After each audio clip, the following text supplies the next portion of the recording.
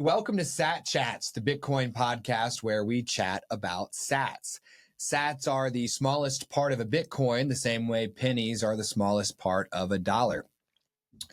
With Sat Chats, we are building the world's biggest Bitcoin welcome center to serve as your gateway to generational wealth. So if you are a Bitcoin beginner, we want to chat about sats with you. Head to satchats.com to grab your slot in the studio today.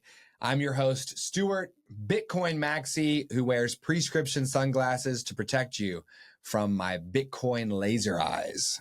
And I'm your co-host, Chris, founder and CEO of Ithaca Hummus, Bitcoin smash buyer and proud multi-coiner. Yes, so smash the like and subscribe the same way Chris smash buys Bitcoin.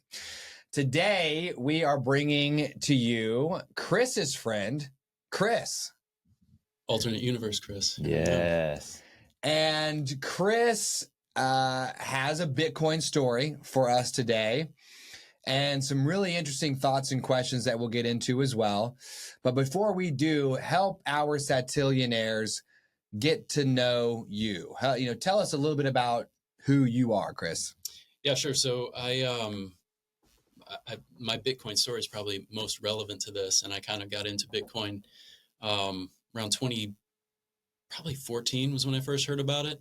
Worked with some tech guys who were into it and had an interest in Bitcoin.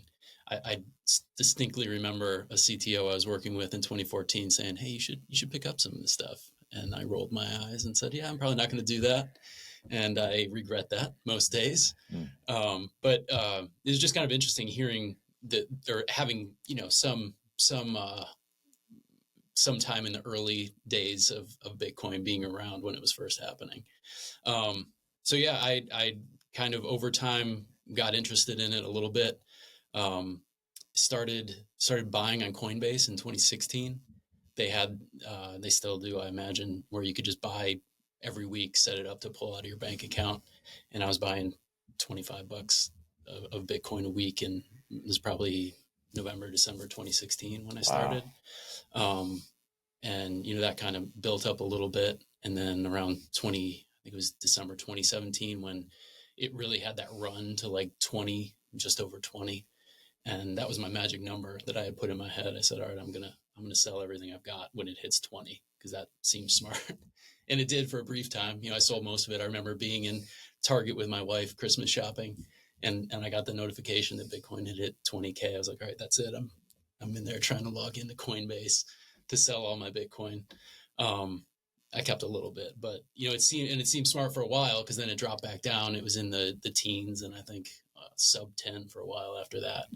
And then the big thing for me was when I remember this too, the first day that everyone got sent home, in March of 2020 during COVID, or at the beginning of COVID, everyone gets sent home. And I remember waking up and looking at my phone, and Bitcoin was at like 4,600, 4,700, something like that. And I remember standing at the end of my bed saying to my wife, should I put everything we own into Bitcoin right now? And she said yes. And I didn't do it. Oh, what? But I wish I had. What? Oh my gosh. It just, the world was a little bonkers, Yeah. Hindsight is of course 2020. Yeah, you can't beat yourself up about that. No, but at the time it seemed crazy, but man, I wish I had done that. Oh my goodness. So you hadn't bought any Bitcoin since selling it at that 20K number? I did a little bit. bit. I bought back in. When it came back down, I was like, well, I'll put a couple dollars in here. Yeah. Okay. So I had bought back a little bit. But you were literally on the edge of your bed at the beginning of the pandemic, and Bitcoin was less than $5,000 a coin. And you said, should I yeet everything into Bitcoin? And your wife actually was like, yes, you should. She's like, go for it. What? She's like, I think you should. Oh man. And she wasn't being sarcastic. She was like, yeah, dude. She was like being serious. Oh yeah. Because I had been talking about Bitcoin for, a couple of years at that point. And I was at least a believer in it as an investment, or at worst a collectible, something that had gone up in value, and I could see it going back up. It obviously had the potential to, clearly. Oh my gosh. And Lauren got there with you. She was kind of buying it and confident enough with you there to say yes. Yeah, I think she I don't know that she's a believer in Bitcoin necessarily, but I think she knows that if I've put this much time into something, there's got to be some value there. Yeah. Got it. Okay. So I should have listened to my wife. That I'll say to the camera. I should have listened to my wife. Let's all take a minute. I should have listened to my wife. I should have listened to my wife. Yeah. It's probably good to repeat that. So many things I should have listened to my wife about. So, I'm not going to ask you to tell me well, I am. Are you comfortable telling me how many Bitcoins you could have gotten if you had yeeted everything in sub 5K? 1 coin, 10 coins, 100 coins? Yeah, I would have been, double-digit coins. Double-digit coins. Let's call it 14 for kicks. That's what I would, if I really, double-digit coins. Okay. All right. So let's call it 14 for kicks. That's 70K that you would have yeeted into Bitcoin. And you would have had, right now we're at 87, but when it was at 100, that'd have been 1.4 million. Dude, would you still work at that point? Or would you be like, I'm done. I'm just going to live off I'm just going to sell sats once a month to pay off the credit card. I'm done. I think it'd be great to have that in the bank.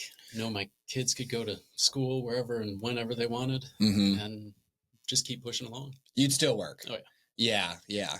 It's funny. I've dreamed about getting enough money to stop working. But then I found Bitcoin. I was like, you know what? If I ever get to a point where I have enough Bitcoin to stop working, I'm going to continue to descend happily into the fiat mines while I still have strength. Sure. And I'm going to go get as much fiat as I can, and I'm going to put it into Bitcoin. That's right. I'm not going to stop. Yeah. So she understood that you believed in it, and she was comfortable with you making that kind of financial decision, but you didn't do it. Why did you not do it? It just seemed crazy at the time. I am in entertainment, and obviously with everything that was happening in the world, there was going to be a obvious end to that real quickly. So I just didn't know what the future held. I put a little bit in. I didn't completely ignore her or ignore my dreams, but not enough, clearly. Wow. So buying Bitcoin wasn't the only thing that you did, though, right? You've got some mining experience as well. Yeah, I call it mining light experience. Around probably 2018 or so, I found NiceHash, which is essentially a software product, and you've got the hardware, whatever it is. It could be a couple of cards like I have, just graphic cards in cheap towers, basically, or it could be full machines, or a pool of machines if you want. And basically, I just went to NiceHash, and you kind of at the time they had, and I think they still have, a calculator for if you throw this card or these cards at NiceHash and let it mine, what does that mean for you? What's the expected output of that? So I got a couple machines, plugged them in, pointed them at NiceHash, and at the time, whatever Bitcoin was, say 10, something like that, and the expected output was $1, say maybe a little over $1 a day. And I thought, why not do that? So as long as as long as it was a net positive outcome, it seemed to make sense to me. So I let them run at that. They're still running. The machines are 7-8 years old. I don't know how those cards are still existing. I figured they would have melted by now. Wow. But with the increase in Bitcoin price, the output is it's not 1-to-1, because more people obviously are mining. So what I'm getting from breaking those blocks is less, but it's still net positive. So I'll take it. So you mentioned that you see Bitcoin as an investment, and at worst a collectible. Do you feel like it's money too? It certainly can be. You were saying adoption worldwide is still low, and somewhere between 2 and 6-7%, I think, is where the number is. So for it to be money, truly liquid, I think the adoption needs to be much higher. I think I'm a believer. We've talked about this. I definitely am a believer, but I think as an investment, at least an investment, and possibly a store of value, that's kind of where I see Bitcoin sitting more than something that's going to be a global standard, a global currency. Do you think it'll get to a point where it becomes a global currency, or that it's inevitable? Maybe it's possible. One of the things that I still, especially with Bitcoin, is the transaction rate. Something's got to happen. Mm-hmm. If you're looking at, I don't know what the number is now, but last time I checked, the transactions per second on chain for Bitcoin is sub 10. And if you look at something like Visa or MasterCard, it's like 60,000 a second or something like that. So I think for it to be something that's widely used, they're going to have to figure out how to just have more throughput, basically. And I know there's Lightning and other things that may make that happen.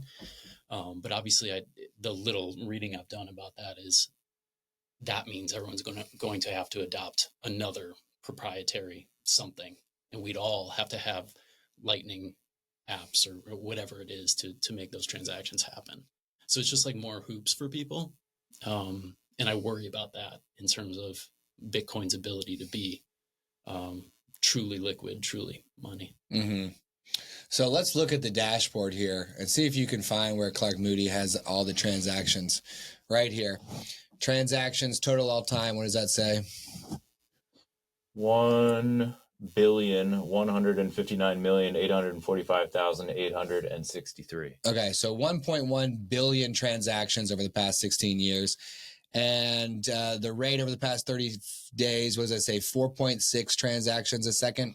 Yeah. So still sub 10. Right. Yeah. So that isn't very many transactions per second for sure.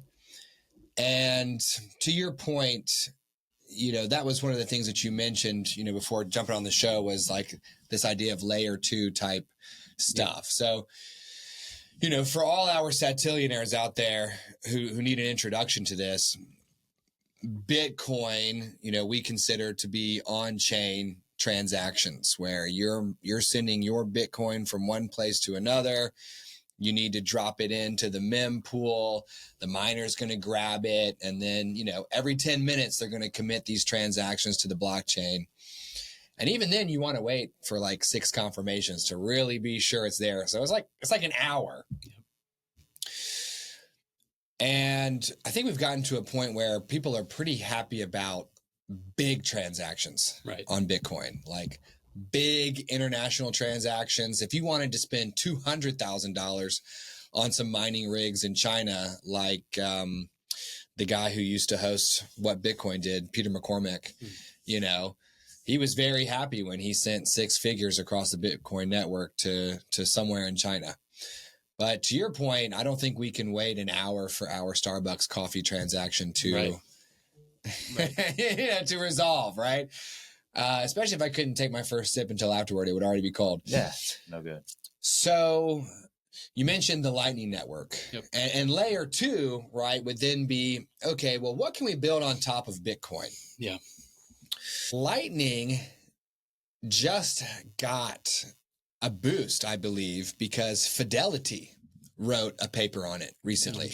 So Fidelity, they have a really nice paper on Bitcoin itself that's like busting all the myths, but they just released a paper on Lightning, which to me was a really big moment for the network, because that means that the big guys and girls are looking at Lightning as the way to solve the problem that you're talking about. Mm-hmm.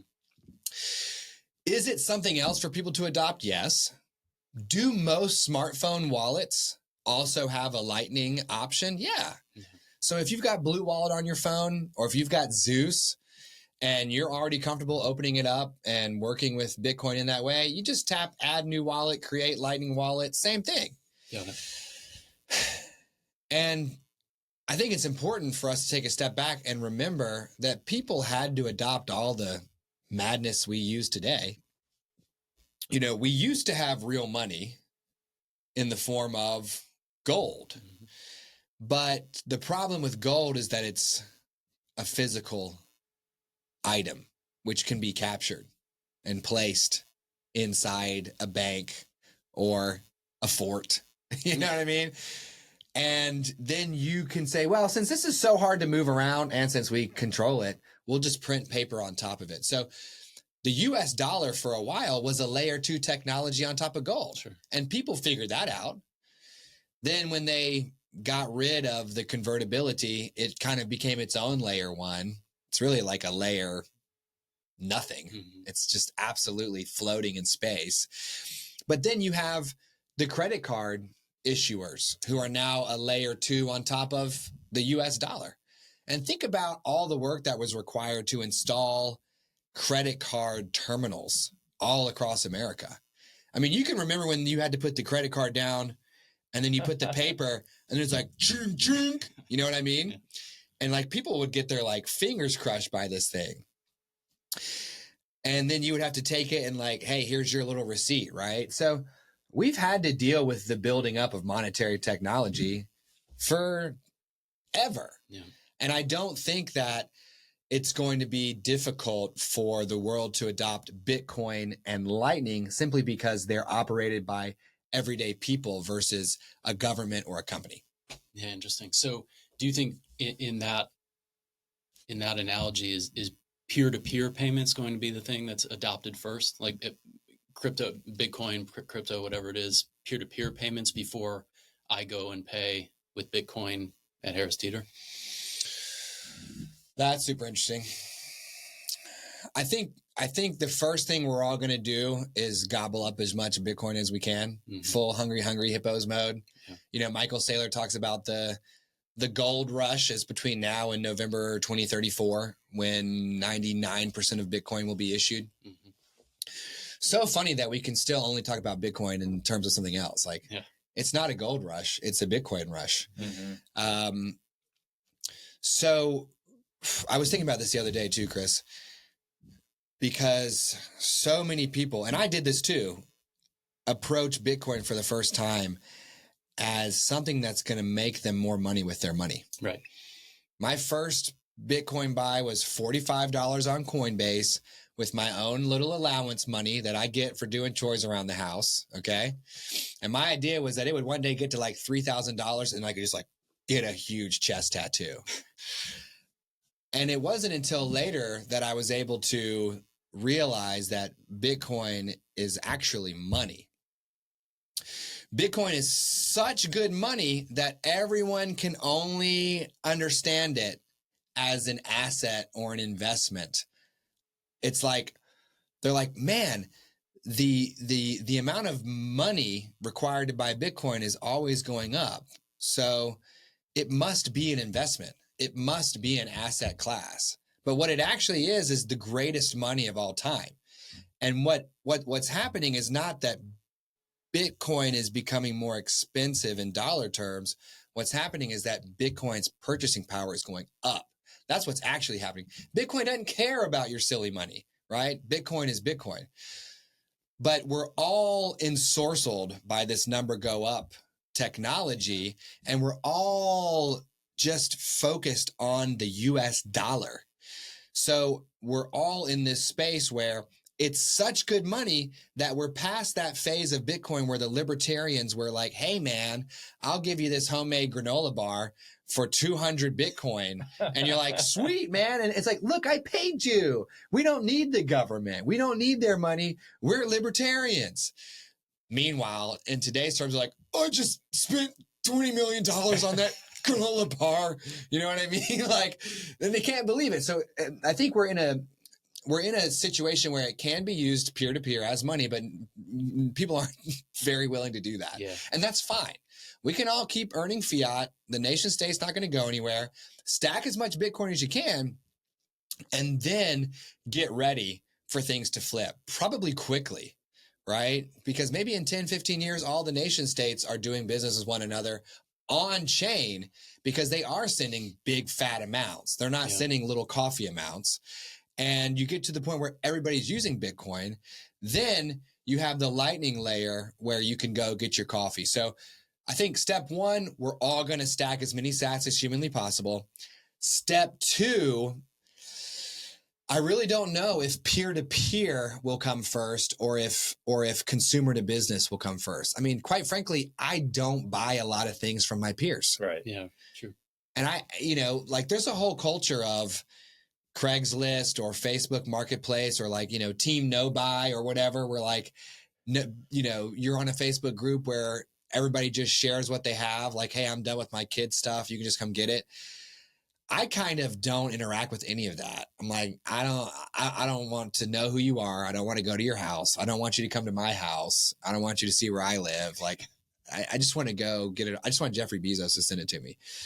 So maybe the consumer to business will be the next step, because they're going to start realizing if we take Bitcoin over time, it's like we made more per product. When you sell your book for $10, then within a few years, you only really made $7. Right. But if you get $10 with Bitcoin, you might have $20 in a few years. So that's interesting. Does that mean short term then? Because Bitcoin needs to be adopted. If the goal is global currency, we need adoption. Correct? I mean, is that a fair statement? Yeah. Yeah. So short term, if everyone's hoarding, it's probably going to hold it back from being adopted short term. But you're saying at some point in the future that will flip. I do. And as a Bitcoin maxi, I believe that Bitcoin is already the world's money. It's already won. We just don't know it yet. Like that supernova has exploded in the sky. It's going to take 17 minutes for the light to get to us. You know what I mean? So I think that it's already there, but we all need to come to that awareness so that we can say, okay, the world of money has changed and now we need to change. But what gets people to move from accumulate and hold to I'm ready to spend this now? Yeah, I'm ready to part with some of my sats. Yeah, I can tell you exactly what. Great. Our merchandise store coming soon. I think the answer is value. So one of your questions was, what happens to the U.S. economy if Bitcoin becomes the new standard and the dollar completely goes away? And I think it's all kind of related. It's like, well, if we're going to adopt a money with a limited supply that's incentivizing everyone to gobble up as much of it as possible, and it's disincentivizing the parting of ways, right, because the longer you hold out, the more you're going to be able to get for it, then what's going to happen? What's going to happen to the economy? What happens to the United States? Like, how can we get people to spend their sats? The answer is value. Actual value, something that you care about enough to spend your Bitcoin on it, something that you want enough to say the current and future value of Bitcoin is not worth as much to me as this thing. The first thing that comes to my mind is memories with my family. I will pay whatever it takes to make new memories with my family, because that's what I'm actually going to care about when it's time for me to die. And I would take the Black Forest of Germany. I think I've said this before. I would 100% buy the Black Forest of Germany because it's full of magic trees. And I want to get at that magic, and I want to tear it away from the tree into myself. You know what I mean? So you'd give up a little Bitcoin to get more Bitcoin. Basically, yeah. The Black Forest would and then I would go and, get more Bitcoin with my new magic energy. So I think what we have in today's world is an absolute non-understanding of value. We have absolutely no idea what things are worth or how much they should cost. Yeah. We are paying $7 for a singular cup of coffee at Starbucks. The actual caffeine content of that coffee is not worth $7. My house is not worth how much is listed on Zillow and Redfin and all that. It's literally not worth that much. But the fiat world has placed wage and price controls in so many places that we have no idea what's what anymore. I view the economy as a force like gravity. And you get these nation states to say, well, here something is going to actually fall at 9.8 meters per second squared, not nine, or not, it's going to fall at 9.7, right? Whoa, middle school science, get at me. 9.8 is the correct rate, but they're changing that. So then another country changes it in response. Or they say, well, if it's this item, we need to subsidize it. Or if it's this item, you need to pay more taxes. Like there's so much chicanery built up. And then they can print all this stuff too that no one has any real concept of what anything is worth today. So to go back to your question, I actually think Bitcoin as a store of value will happen first. Then I think Bitcoin as a unit of account will come next. Okay. People will start to go, hang on, my house isn't worth $440,000. It's worth 5 Bitcoin. And then 10 years from there, they're going to be like, wait, my house is worth 500,000 sats. Like, dude, my house is worthless, right? The only reason why I need to have this house is so that I can have shelter from the elements. Like, why would I ever care how big my house is? Why would I ever care, whether it's modern or it just needs to be a house with a roof and windows and a door. Like my car, you look at the car, like this car literally just needs to go from one place to the other. And I think people are going to start rethinking what is valuable. And the whole world on a Bitcoin standard will start to realize what is actually valuable. And once you've found what's actually valuable, then you'll spend your Bitcoin on it. Because even though I'm stacking sats today, I bought $50 a day. And I felt awesome because that was like 60,000 sats that I got today. You know, it was like, sweet. In the future, if we're in a situation where I've managed to become a satillionaire, I've got 1 million sats, and that's not, $5,000 worth of US money. That's like $1 million. And someone's like, hey, this car is 60,000 sats. I'm like, well, I mean, if you're telling me that it's $50, that's what you're telling me. Because I bought 60,000 sats for $50. Yeah, you know what? I like that car. You can have that. Because I'll still have almost 1 million sats left. And with the fact that this goes up over time, it should work itself out, Yeah.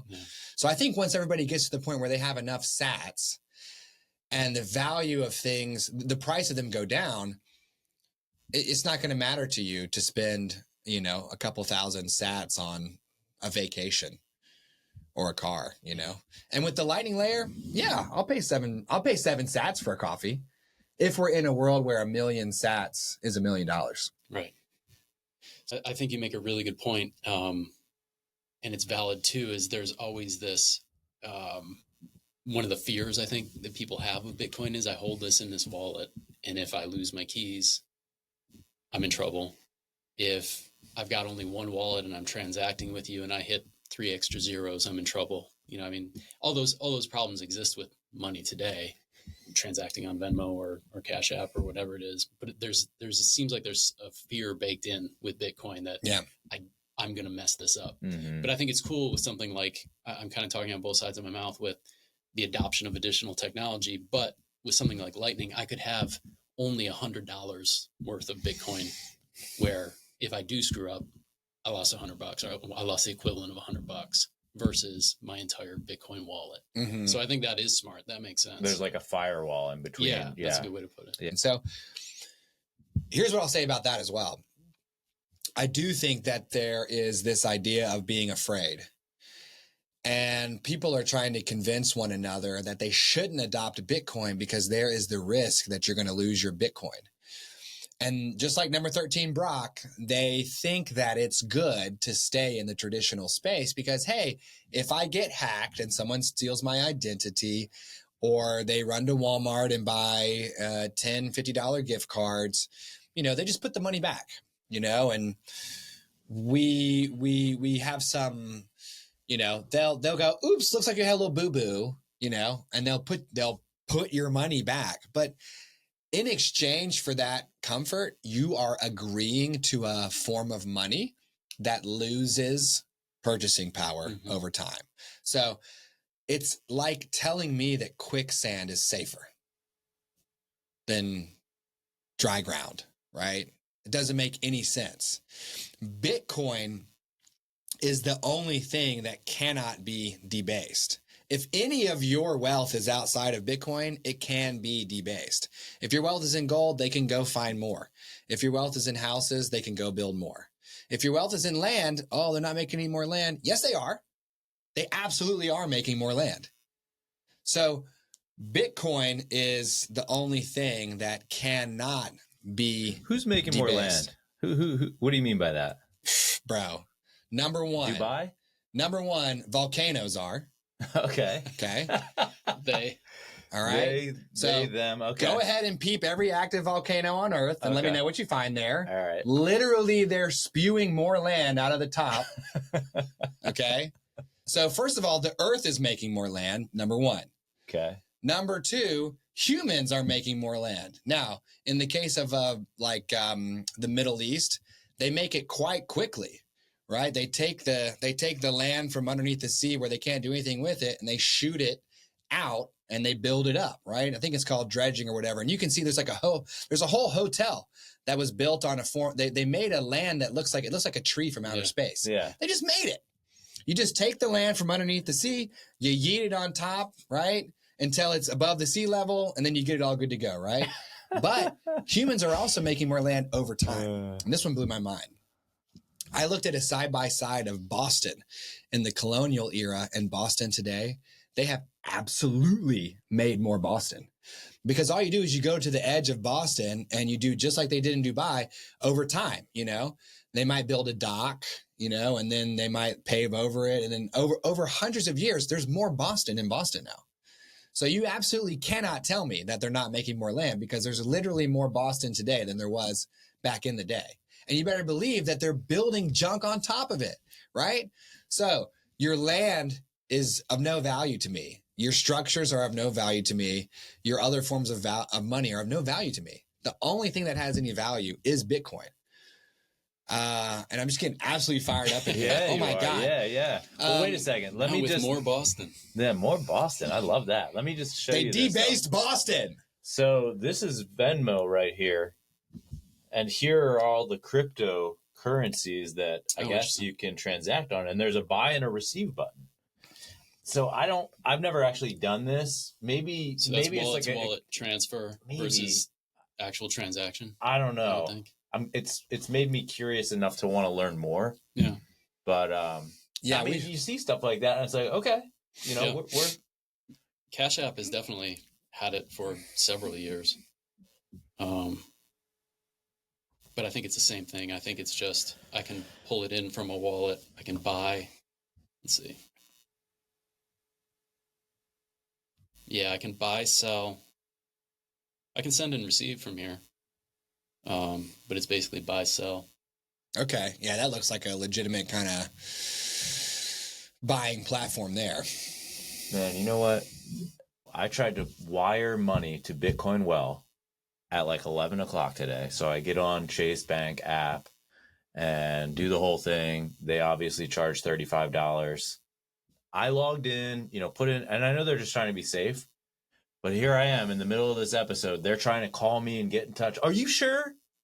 Are you sure? We just want to like make sure that there's no fraud. It's like, move my money. Sir, like, I'm losing money right now. But we can't make as much money off your money if you transfer it somewhere else. So are you absolutely sure you want to transfer it away from us? Because we would love to give you an absolutely ridiculously, hilariously low percentage on that, while we make 7 or 8x that by going absolutely nuts ourselves. Because we move at the speed of light. We transfer money at the speed of light. You can't, right? And you got to pay fees. The whole thing is busted. So, you know, in it, you know, one option is a money and a credit card and a bank and a central bank and a printing. You know, one option for you is money that doesn't really require you to be too terribly responsible. In exchange, they profit, right? Because you lose. Or a money that requires you to be a little bit responsible. I mean, you need to make sure that your device is secure. You need to make sure that your seed phrase is secure. You need to make sure that you are secure. But other than that, in exchange, you get a money that increases in purchasing power over time. So do I want to put in the absolutely fractional amount of effort required to grasp the basics of this so that I could start to have money that buys me more over time? I think so. Yeah. I think so.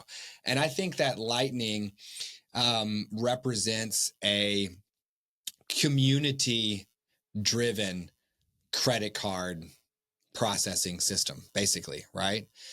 And the fees are much smaller to operate on Lightning than they are to operate in the credit card world. Right. You know what I mean? I think those fees actually go to the people that are trying to sell stuff in the credit card world. And we're like, yeah, we get all these rewards. And the merchants are like, actually, we're getting destroyed. So we're going to raise our prices. So then we pay more. And we're like, look at these rewards I'm getting. It's a mess, right? The price of everything has to go up for this whole, system to work. Whereas we have an option to make all the prices go down. Well, you said it. I'm listening to the other podcasts. You've said, talking about the deflationary nature of Bitcoin. And we know that governments use debt and controlling money now, controlling inflation, and companies use debt to grow. Explain to me a little more. You've said some of this in the past, but I'd love to hear it live. Like, deflationary nature of Bitcoin, is that positive for business growth? How is that positive for business growth? And that's not posed as a negative question. I'm just curious because businesses traditionally have used debt to grow. And I'm not sure why I mentioned governments other than, historically we know that's how they're going to control inflation and deflation is more and less money, which you've said they cannot do, obviously, with Bitcoin. So I'm just curious kind of what the take is on how a deflationary currency as a global currency would spur growth. Okay. And we have had this concept come up before where it's hard to understand how we might operate in a world with sound money. Yeah. Because we've operated our whole lives in a world with easy money that isn't tied to anything at all. Try to take your dollars into somewhere, a bank, the government, and say, okay, I like to exchange these in for what they're worth. You can't get anything for them, right? They're not redeemable for anything at all. So we have a hard time understanding what the world would look like on a Bitcoin standard. I do, but quite frankly, it would look incredible. And here's why. With today's fiat currency, individuals, companies, and governments can very quickly get hopelessly upside down. Yeah. Individuals can run up credit card debt to the point where they kill themselves because they don't know how they're going to pay it back, or they and then it just goes to their kids, which is horrible. And they're like, well, you got to pay us back. Companies, they can basically, I saw this a lot in cybersecurity. They're like, we got this hot new product. We're going to be valued at $1 billion soon. We're going to do a round of funding. We're going to get hundreds of millions of dollars. They blow all of it feeling cool about themselves. They don't do anything with the product. They don't improve it. They don't get it to market, nothing. They go bankrupt. It's over. And governments seem to believe that getting themselves upside down is in fact the key to growth. They're like, what we're going to do? We're the United States. Let's go ahead and get $36 trillion into debt to, I don't even know, other countries, banks, sovereign wealth funds. I don't even know. Right. And that's how we're just going to draw a bunch of money from the future. We're going to and then we're going to grow. But it's not real growth. It's artificial growth. So the world is going to grow actually if it's on a Bitcoin standard. All this funny nonsense will stop. Companies that don't have any value will not capture any share of the Bitcoin economy, and then they will go out of business. Companies that find something really awesome will mine its face off until other companies catch up and take it down to where you can't make that much money off of anymore. And then it might even just become free and they move on to the next thing and they look for the next area of growth, right? Like we have this weird situation where companies are incentivized to keep things the way they are. For example, companies that deal in oil, they're like, we would prefer if cars would just continue to run on gasoline. Like we get that we could make cars that run off of like, I don't know, hydrogen. Forget electricity. Like there are cars that, you know, maybe you just pour some water into it and it's like, boom, you're going. But it would really be helpful if we could hold progress back because we're still making money here at this level and we don't want the world to move past us. And we can continue to take on debt, use fiat, we'll issue stock. They do all these wild things to keep things how they are. But with Bitcoin, you have a currency that's not controlled by a government. It can't be captured by anyone. It's operated by individuals, and we get to choose what we think is valuable. So I think you get an economy that grows according to what mankind feels is valuable. I don't know what we feel is valuable because nobody has any idea what anything is worth right now. We have no idea what things are worth. For me, it's almost like, you know, the world on a Bitcoin standard would boil out all the nonsense. There would be a period of frothiness, sure, where everything is being recalculated, revalued, you know, and the worth of all these things will go up and down. People will realize that the 40 some odd % of the American economy that is literally driven by financial services is worthless because we can operate it ourselves. We can just go straight peer to peer, you know, and with the Lightning Network, we can have our own fast transaction scenario. You know, we don't need the credit cards. We don't need to pay annual fees for that. You know, we don't need merchants to have to pay more. You know, we can do it ourselves. And for anybody that can download a bank app on their phone and log in, they can have a Bitcoin wallet and a Lightning wallet on their phone. Easy. But we're all trapped in this world of, well, it's not, is it money? Or what if I lose it? You know, yeah, you're already losing your money. Sure, every day. Yeah.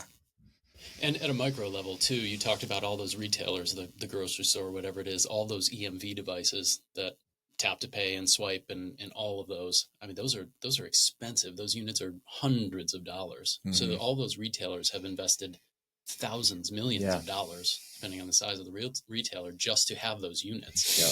So that's kind of where you answered that. I was thinking you take that out of the equation and there's one less thing that everyone is paying for just to process a transaction. We've all got powerful computers in our pockets. Yeah. Like why are we still relying on other things? There's some security with your background. You probably know there's security involved in those things that help the transactions be valid and all that. But all that's happening here too. Exactly. Yeah. It's already in our hands, y'all. Yeah. So let's recap the convo here with Chris. Chris is a friend of Chris. And he's in the product space, right? Team Chris. Let's go. Smash the like and subscribe if you like Chris and Chris. Okay. Chris, you got your start with Bitcoin early on, 2012 or 2013. You were exposed to some technology types. They encouraged you to get some Bitcoin. The chief technology officer. I mean, my goodness. Hey, get a little bit of Bitcoin, Chris. Yeah, maybe not. But you, I think you almost kind of like found it again in 2016, started doing a nice, clean weekly buy. And I think you might have said Coinbase, right? Yep. Then 2017, up to 20K. Sweet. That's my number. I'm in Target. Somehow I have a signal. The Target at North Hills, I can't get no signal, and I refuse to jump on their wireless for cybersecurity purposes. So exactly, I just have a dead phone. But Chris was on their Wi-Fi. And like, let's follow him while he walks around Target to see where he stops and what he's interested in so we can serve him ads later. And you try to sell your Bitcoin there. And then later on, jump to 2020 pandemic. Should I yeet everything into Bitcoin? Your wife says, yep. You don't. But you get some, though. You get some, right? Picked up a little bit. And we all just want to stack sats here anyways, right? We can't all be smash buyers like number 0, Chris, but we could stack sats like number 26, Chris. Okay. And through that time, you've been able to get to the point where that Bitcoin at the very worst is a collectible digital item that is scarce and therefore could be valuable, but is truly an investment that's going to help you get yourself and your kids to the point where they can go to college. You can start to build your generational wealth. But what we talked about today was, let's go a step past that. Bitcoin is money. Bitcoin is money. And it's such good money that people can only see it as an investment or an asset class. But what they're actually looking at is money. And we'll start first with the hungry hippos gobbling up of as many sats as possible. And we did this math. There's a little over 200,000 sats for every human on earth right now. So make sure you have at least that much. We want everybody to become a satillionaire. We want everybody to stack sats each month until they have at least 1 million sats here on this show. But after that, you'll have a unit of account where everyone starts to revalue the world. And then, with Lightning, community-driven credit, basically, right? Or not credit. That's a terrible word. It's like community-driven transactions at a faster rate. We're going to all be able to transact in Bitcoin. And Bitcoin is going to replace the US dollar, and America is going to be fine. And Bitcoin is going to replace currency around the world, and the whole world is going to be fine. Actually, going to be better. So, we want to jump into your flavor of Ithaca hummus now that we've had our nice little chat about sats. Time to shine. Pump. Which flavor of Ithaca hummus did you choose, my friend? I went with my all-time favorite. Do we have it in stock? Oh, yeah. The LD. I love it. The LD. This is only the second time that lemon dill has appeared on the show. Is that right? You got a memory, man. So Holy cow. I want everybody, the first person to comment on this video to tell me which other episode features lemon dill, we will make you a nice YouTube short and we will do something nice for you. Okay. We'll immortalize you in a short of your own. Exactly. We will make a short with your username. We'll say you did it. You got it. So tell me which episode is the only other episode that features lemon dill. And real quick, I want to see Chris's shirt as part of this tasting here. Oh, yeah. So get us right here, I guys. will do that. So this is something I'm very proud of. In the early days of this show, Chris and I caught up and he said, "Hey, I'm doing this thing. It's going to be great." And then when he shared the link on YouTube, I was a 12th subscriber. Wow. Bam, let's go. Yeah. So I immortalized myself Yeah. by creating my own shirt. If you don't have merch, I'm going to create it. That's Yeah. amazing. Yeah. Yeah. We put it in the comments below if you think we should make t-shirts that allow you to get the number that you are in terms of the subscriber that you became. You know what I mean? So let's get a fat glob of this lemon dill. Let's do this. My favorite.